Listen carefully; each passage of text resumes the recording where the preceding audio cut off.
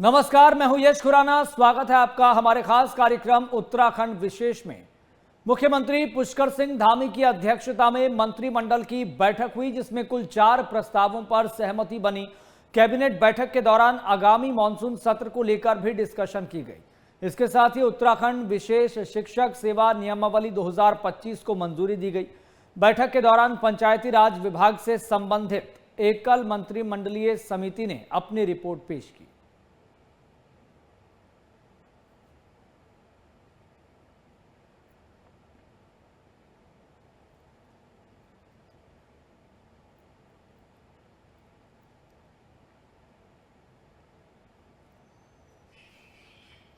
और चलिए सीधा रुख करेंगे, हमारे संवाददाता मनीष डंगवाल लाइव हमारे साथ जुड़ गए हैं। मनीष, बैठक में किन किन मुद्दों पर डिस्कशन की गई और किन किन प्रस्तावों पर मुहर लगी है?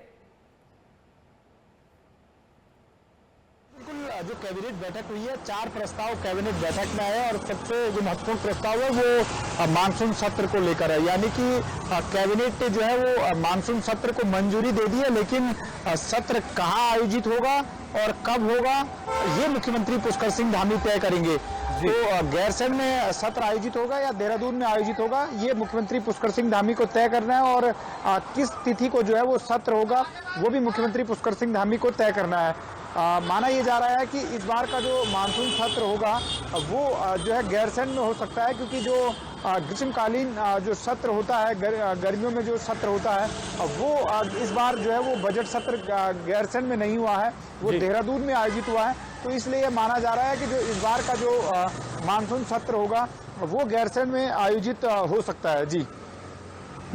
और इसके अलावा किन किन प्रस्तावों पर मुहर लगी है?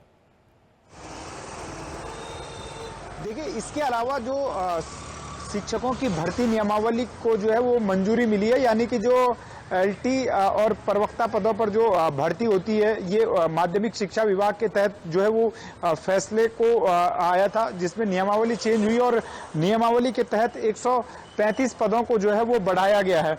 इसके अलावा पंचायती राज विभाग से संबंधित एकल मंत्रिमंडलीय समिति जो गठित की गई थी वो भी कैबिनेट में आई है। जो ये मंत्रिमंडल की जो उप समिति बनी थी, आरक्षण संबंधी जो होना था विषय, वो जो है कैबिनेट ने जो है अप्रूव इसको किया है।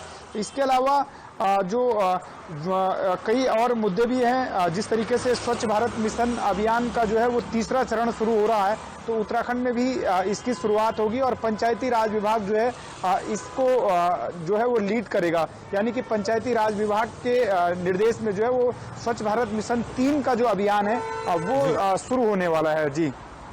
चलिए, फिलहाल बहुत बहुत शुक्रिया मनीष, जानकारी साझा करने के लिए बहुत बहुत शुक्रिया। गढ़वाल के बीजेपी सांसद अनिल बलूनी ने मंगलवार को केंद्रीय मंत्री गजेंद्र सिंह शेखावत से मुलाकात की। इस दौरान दोनों नेताओं ने गढ़वाल के लोक विरासत केंद्रों और पुरातात्विक महत्व के स्मारकों के संरक्षण पर डिस्कशन की। गजेंद्र शेखावत ने केंद्रों के संरक्षण को बेहतर करने का आश्वासन दिया। मुलाकात के दौरान गजेंद्र सिंह शेखावत ने कहा कि बहुत जल्द पुरातत्व विभाग के उच्च अधिकारियों की टीम कनवा आश्रम का दौरा करेगी और स्मारकों के संरक्षण, सुरक्षा एवं विकास की संभावनाओं का आकलन किया जाएगा। मुलाकात के दौरान पर्यटन मंत्री गजेंद्र शेखावत ने लोक महत्व के सभी नायक नायिकाओं के स्मारकों और केंद्रों के संरक्षण के लिए आश्वस्त किया।